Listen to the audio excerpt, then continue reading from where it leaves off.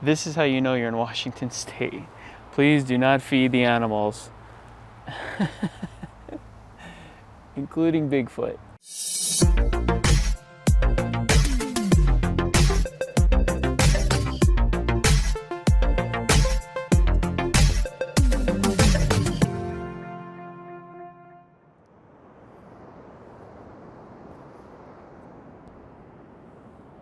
So most of the day yesterday and into the night, I drove through Oregon into Washington, and I made it all the way up to Olympic National Park, which is right on the coast here. So this is the Pacific Ocean. There's some really amazing things to see in this national park. It's definitely one of my favorites. Starting off with right where I camped, actually. Check this out. This is called the Tree of Life. How awesome is that? Some would actually say that they probably dug it out themselves, but truth be told, the tree's been like this for a while, and year after year it manages to survive. I guess it has to do with the amount of moisture in the air. It gives this tree the necessary moisture that it needs. It's a far drive up to Olympic National Park, but it is definitely worth it. Man, you could almost climb it too, but I don't want to do that. It's probably frowned upon. I'm going to show you how cool it is going under here. Now, one of the interesting facts about this tree is 90% of its roots are exposed. They're either hanging or they're above ground up on top. Look at that. As I trip over logs. Just a bunch of just the tree roots, dirt hanging down, completely exposed. Just look at this, just hanging down. That is really, truly incredible. Kind of reminds me of like the Mr. Miyagi tree from the Karate Kid. What do they call those things? Look at that, the beautiful tree limbs. My guess is that has to do with how the wind is always blowing off the ocean, blowing, blowing, blowing. So as these trees grow, pretty much everything leans that way to our right, because that's the way the wind is always blowing. I guess that's why it's like that, but this tree is huge.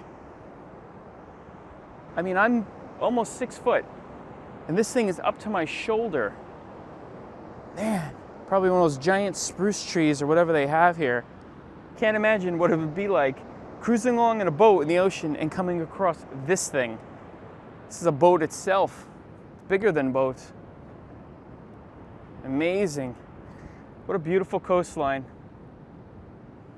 So there's barely anybody out here. It's about 6:45, 7 in the morning, something like that. And I was shooting some photos of the tree. So if you follow me on Instagram, definitely check that photo out. And if you don't follow me on Instagram, you should be, because I post a lot of interesting pictures. Sometimes places I don't even film, I post pictures of. All right, getting on the road. Got some more really cool things to show you. Look at this. It's like a reflection, like a mirror. Beautiful.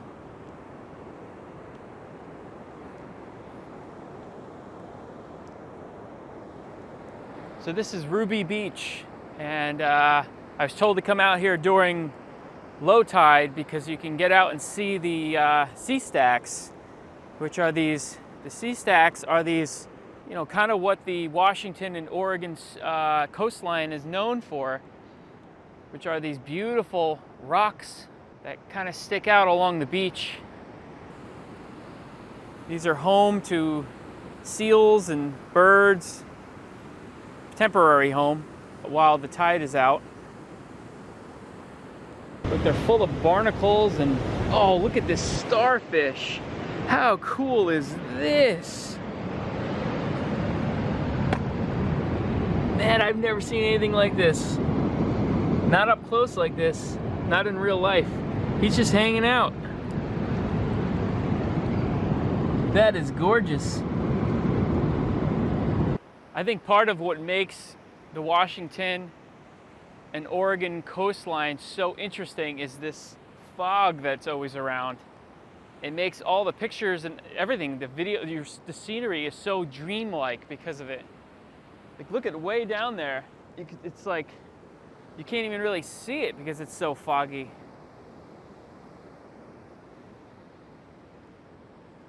Further up on the beach is home to millions and millions of perfect skipping stones. And also hundreds and hundreds, if not thousands eventually, as you make your way down the beach, of timber.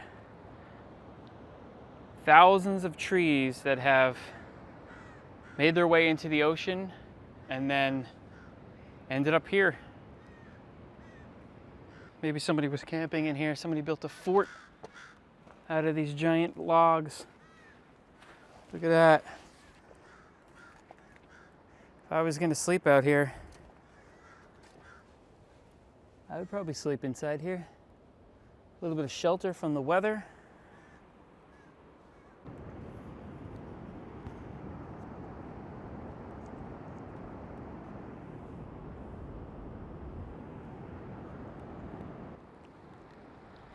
Look at this river flowing down right along the beach.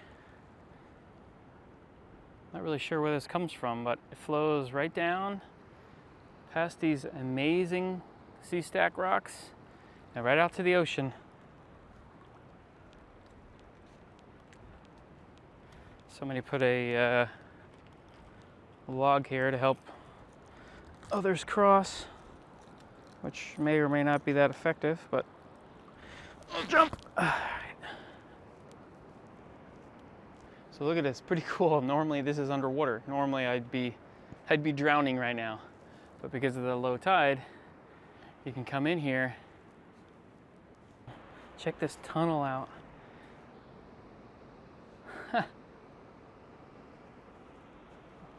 We're going through the tunnel.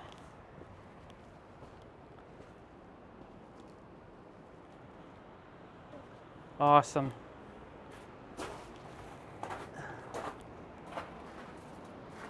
That is so cool.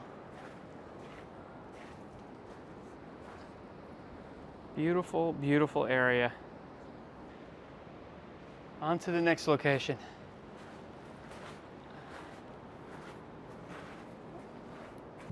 All right, leaving the coast and driving deeper into this amazing national park.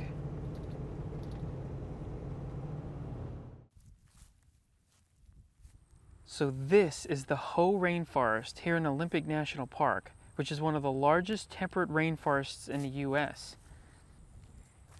It's typically known for the beautiful thick moss that completely covers these giant spruce and hemlock trees.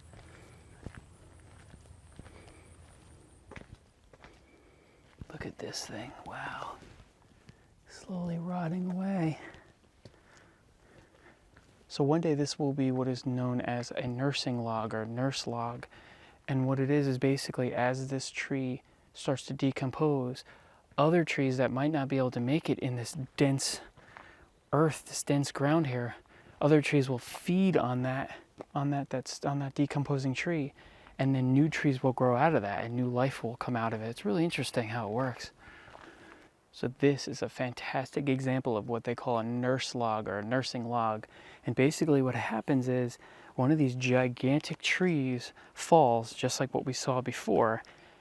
Over time, as it starts to decompose and deteriorate, smaller sprucelings and little trees, little plants will grow off of it using the nutrients that are left behind from the original tree. And then they start to grow bigger and bigger, and then you have these magnificent, huge trees growing basically right out of an original tree that's laying across the ground. And this one's incredible. It's really far. I mean, this is probably 150 feet, and every 6 or 7 or 8 feet there's a tree. Pretty cool. And it all started from that one tree, and you can actually see the remnants of it is still there. Look, you can still see that is a tree that is still rotting away. And you can see all the tree roots are connected to each other. Talk about being bonded together. That is amazing. Small and large, all from that one down tree. Now obviously these things are not the size of redwoods, but these giant spruce trees are quite large. Check this out. Look at this one. I mean, it's shoulder height. It's the same height of it's probably the same type of tree that was on the beach. It sits about the same height up to my shoulder. Look at this mama deer and her babies.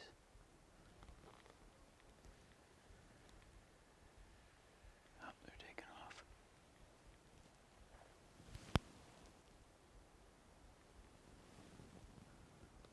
All right, so look at this weird fungus. No clue what this one is. That thing is ugly, man. It looks like some kind of like melted food or something is stuck to the tree. Check this guy out. This is the banana slug. Pretty rare sight. Amazing, it actually really is called a banana slug. Pretty cool.